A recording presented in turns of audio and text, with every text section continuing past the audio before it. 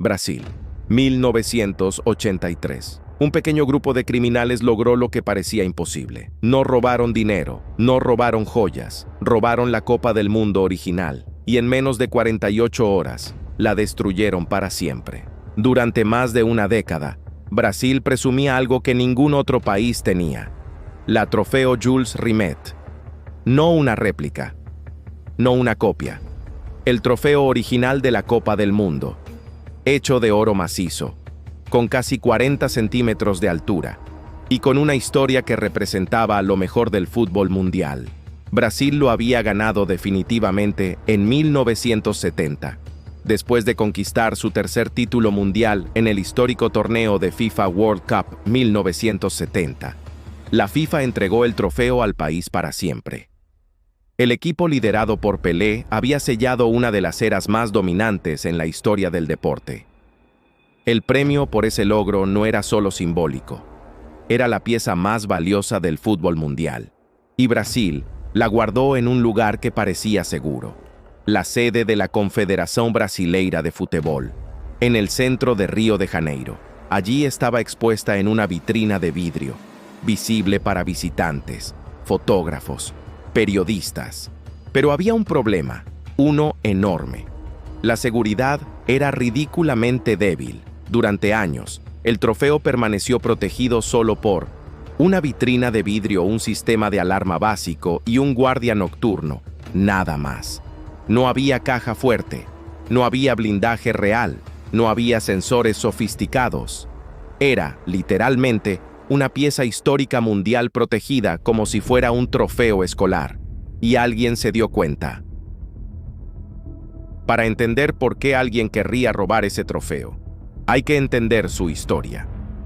El trofeo fue creado en 1930 para el primer mundial organizado por la FIFA. El diseño fue obra del escultor francés Abel Lafleur.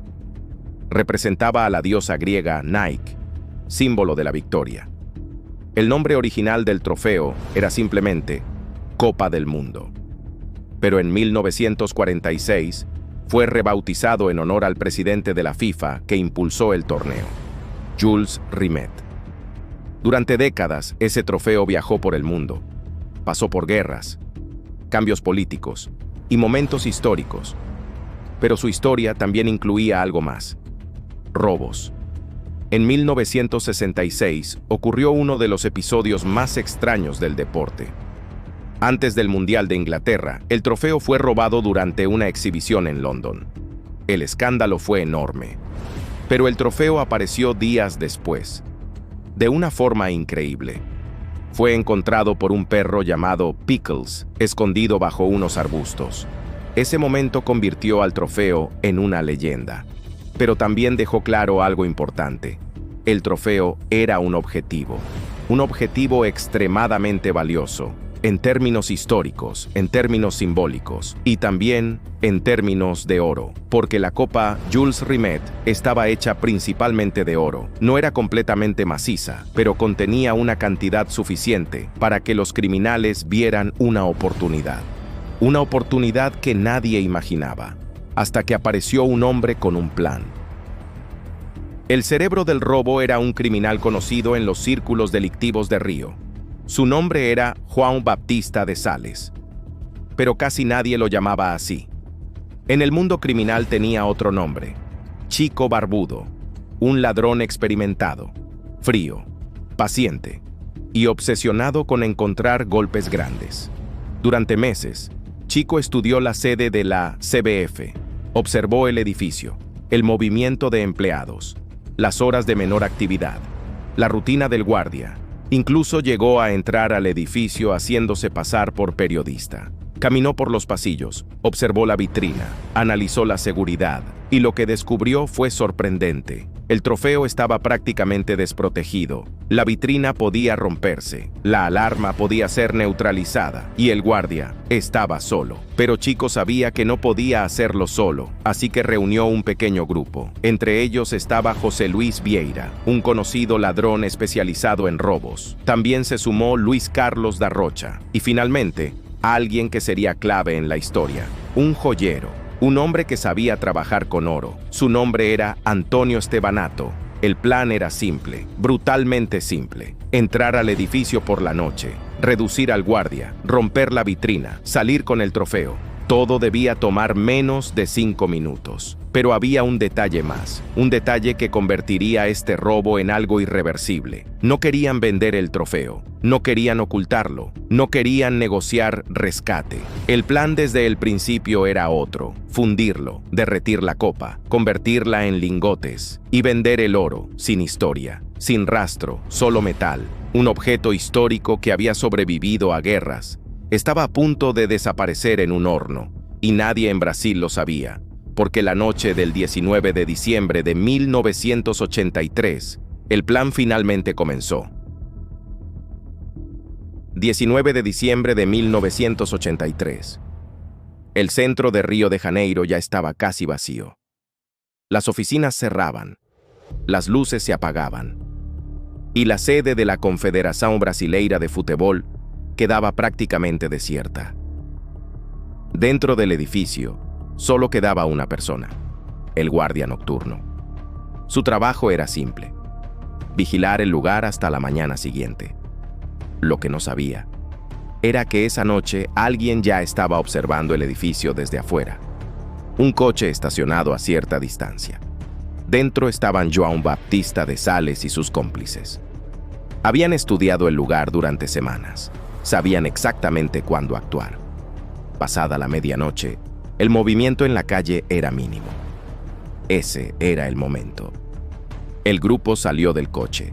Caminaban rápido, pero sin llamar la atención. Parecían simplemente hombres regresando a casa después de una noche larga. Pero dentro de sus bolsillos llevaban herramientas, destornilladores, palancas y un plan. Llegaron a la entrada del edificio.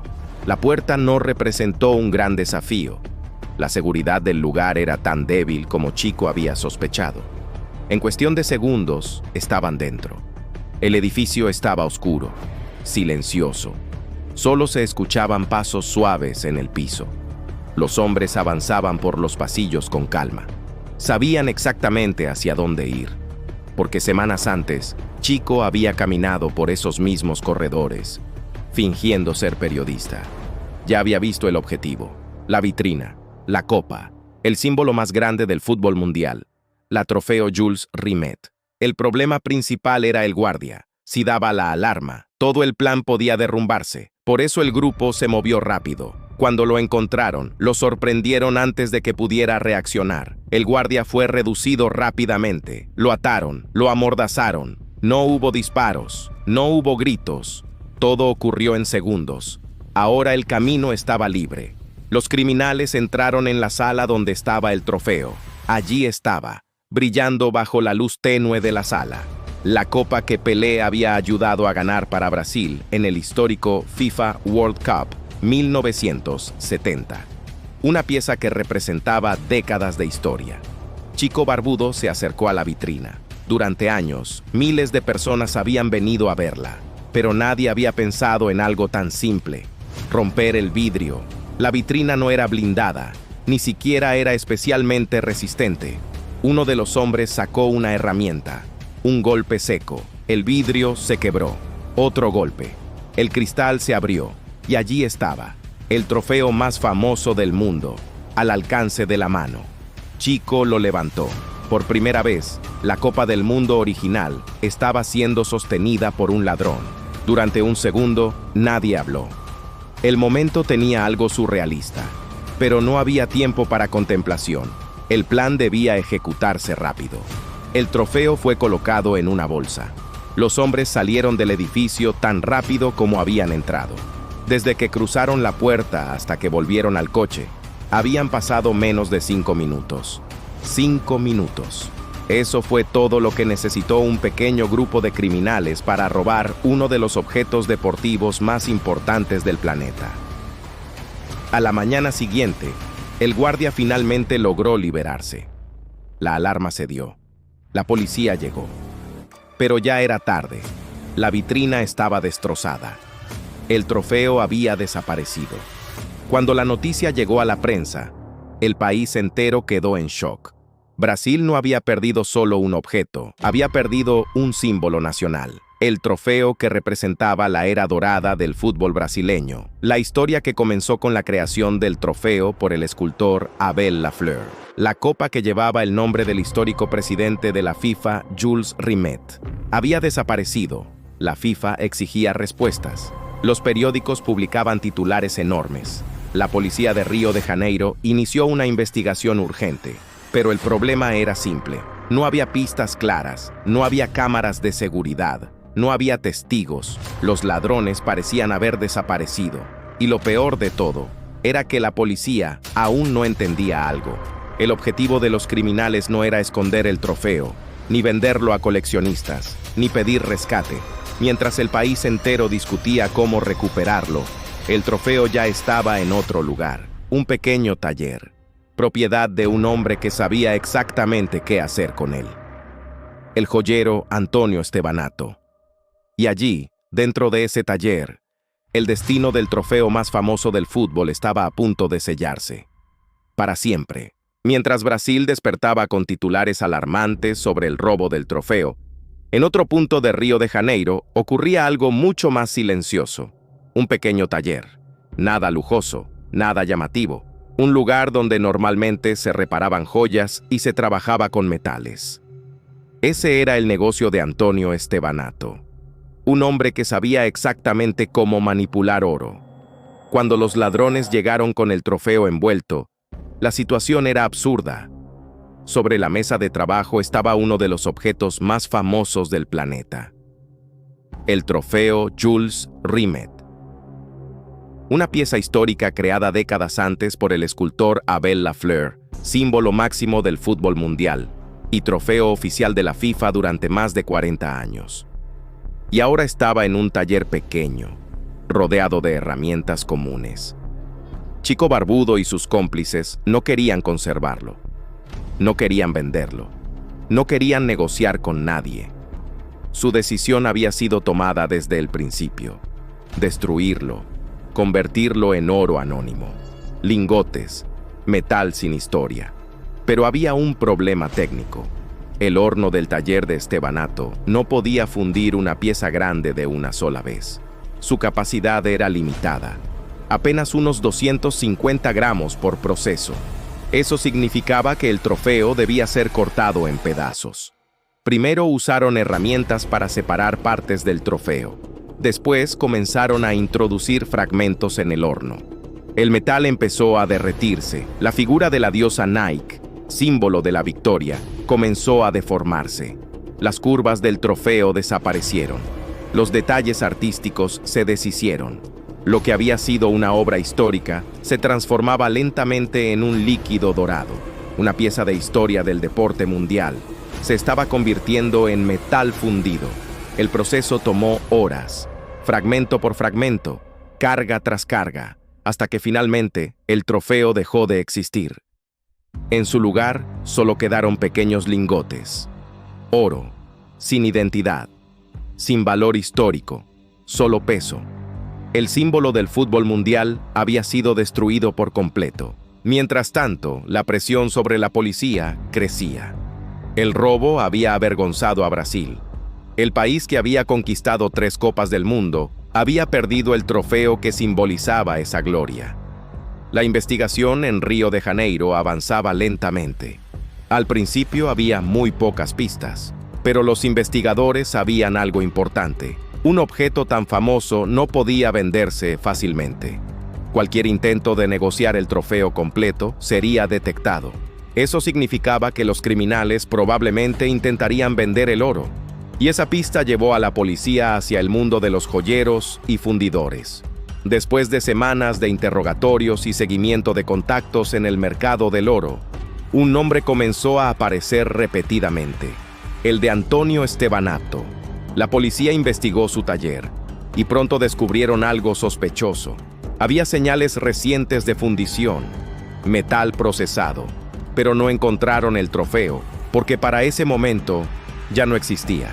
Aún así, las conexiones comenzaron a revelarse. Los investigadores finalmente llegaron al nombre del cerebro del robo: João Baptista de Sales. Uno por uno, los miembros del grupo fueron identificados. Entre ellos, José Luis Vieira. La red criminal comenzó a desmoronarse. Los arrestos empezaron. Interrogatorios, confesiones, detalles del plan. Todo salió a la luz. El robo, que había durado 5 minutos, había tardado semanas en resolverse. Pero había un problema irreversible. La policía ya sabía lo que había ocurrido. Y eso significaba que el trofeo nunca volvería, porque había sido destruido completamente.